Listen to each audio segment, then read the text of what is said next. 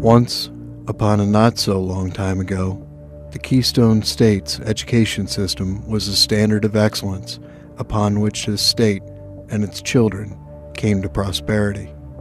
And now, well, now. Everything is chaotic. Everything is jumping around. They're stopping 15 fights, 11 arrests. People setting things on fire, bomb threats. Let's not go with the bomb threats. There have been bomb threats all year. It's just very difficult to focus on academics for my son and everyone else's child when there's so much other things going on.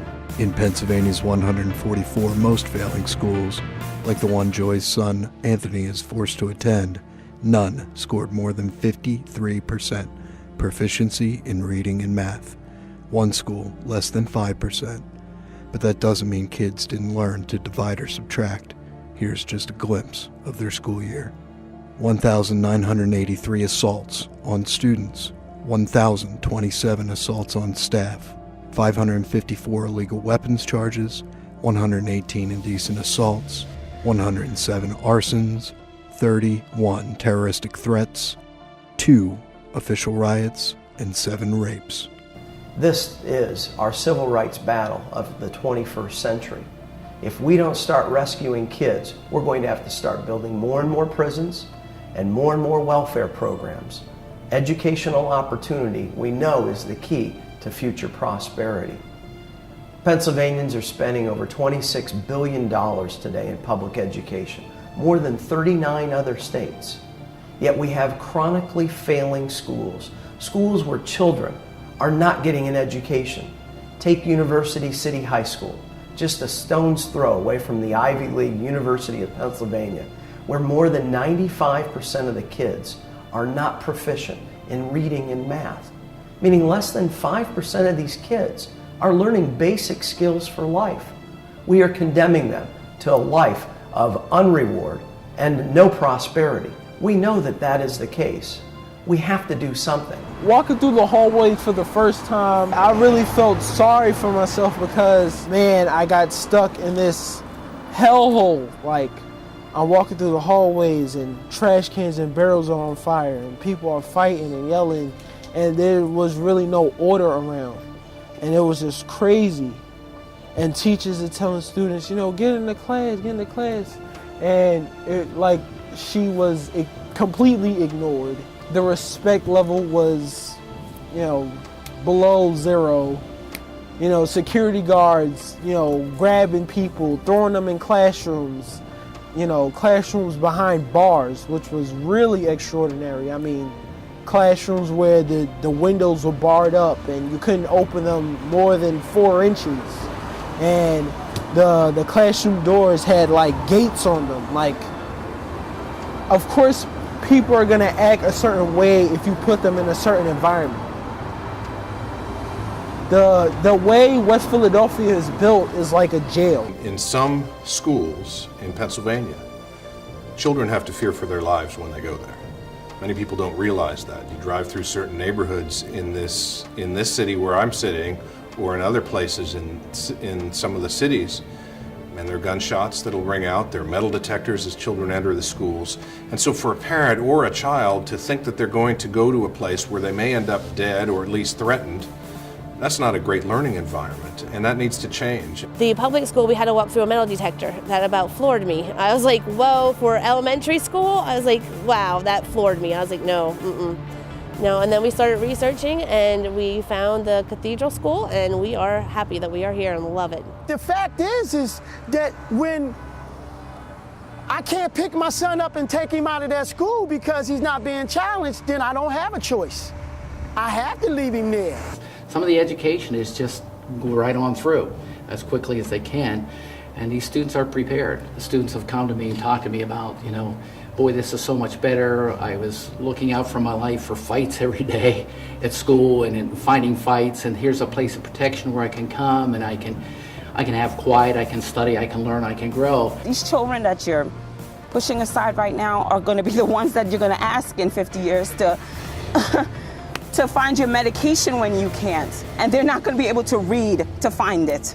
Well, first of all, we have to understand that this issue isn't really about what sex you are, what your color of your skin is, where you reside. This is really about what are we doing to prepare our future of this nation? What are we doing about equipping young people to grow up so that they can pursue their happiness and move forward? This is really about the future of our state and our nation.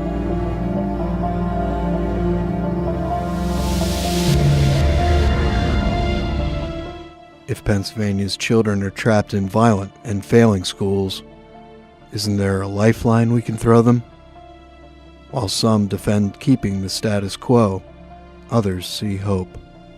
Others see a choice. So if we think children are our future, it is absolutely a moral imperative that we change things by bringing school choice. When our children don't pass their report card, they get left down.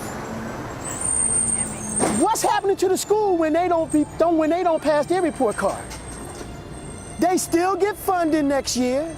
The following year, they still being funded. I don't know a system where you are not being successful at any job and you still get paid for it. We don't have a choice but to provide an education for children in Pennsylvania.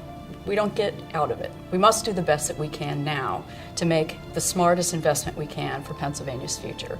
School choice is the best way to do that. Well, the very nature of school choice acknowledges that kids are each unique and different. We all tend to prefer different things, but even instinctively, different of us learn different ways. Different of us are motivated by different factors. So education choice is somewhat the opposite of one size fits all.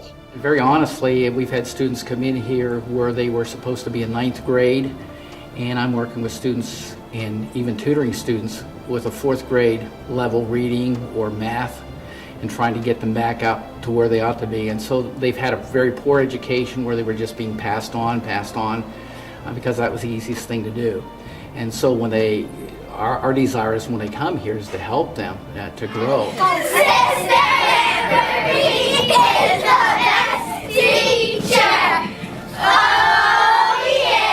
The parents hear about us, I guess, through their neighborhood. They see there's something good about Cathedral or good about us.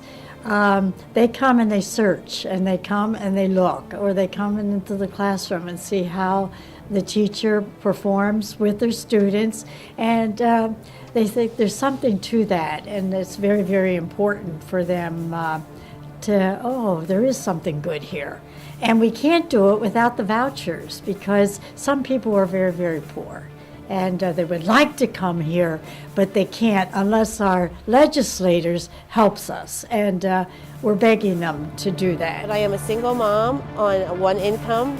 So I scrape every penny I have together to be able to send my child to a private school to get the quality education that she deserves. That is not in the public school system here. Status quo is no longer acceptable. There are some schools that are not doing right by children. And there are parents who are frustrated that simply because of the zip code they choose to live in, or that they have to live in because of some circumstance with a job or lack of a job, that puts them in those neighborhoods with no choices about what's best for their kid. School choice gives them a leg up in giving a better and brighter future for their children.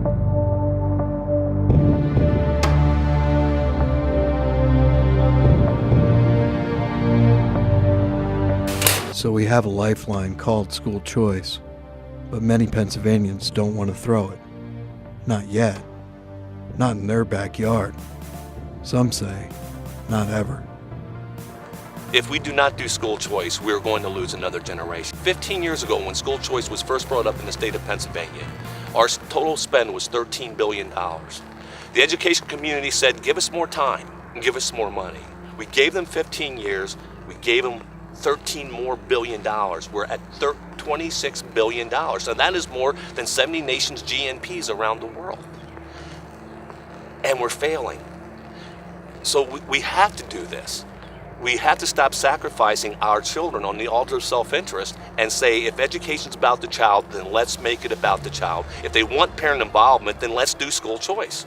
My question is, why not school choice? I mean, America has been founded on free market principles, on giving people options on where they get their car, where they buy their food.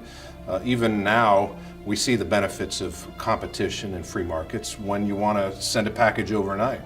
Used to be the post office was your only option. Now with other options, we see benefits. And we think that with school choice, we'll see benefits accrue to all of education, public schools, private schools, homeschooling, everything. It's going to improve for families and for our state.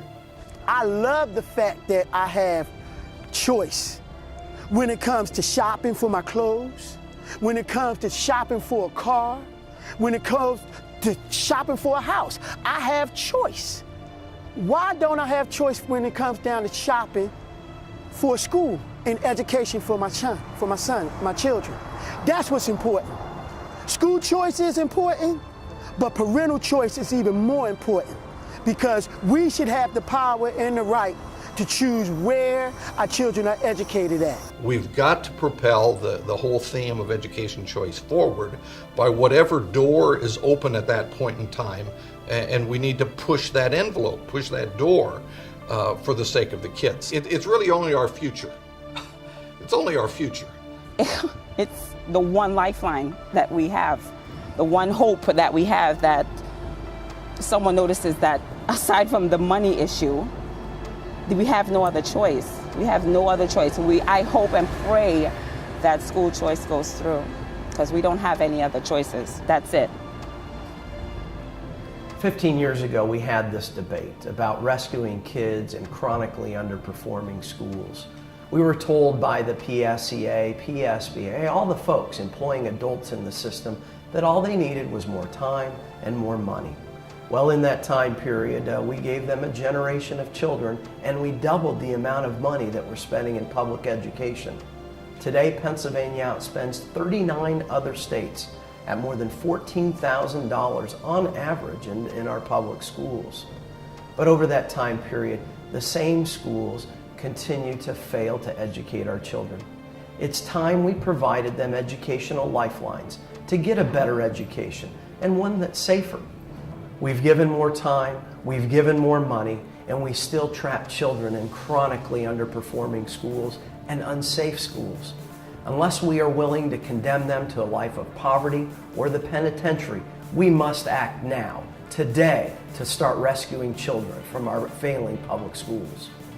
I am the keystone and I am the future. I am the keystone, I am the future. I am the keystone, I am the future. I am the keystone, I am the future. I am the keystone, I am the future. The time for school choice is now. I am the keystone, I am the future.